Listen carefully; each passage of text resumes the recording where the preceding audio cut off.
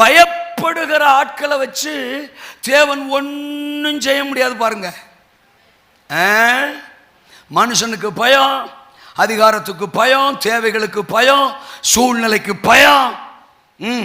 பயம் பயம் பயம். பாட்டு பயம் இல்லை பயம் இல்லையே, ஜெயம் ஜெயம் தானே தோத்துறான்.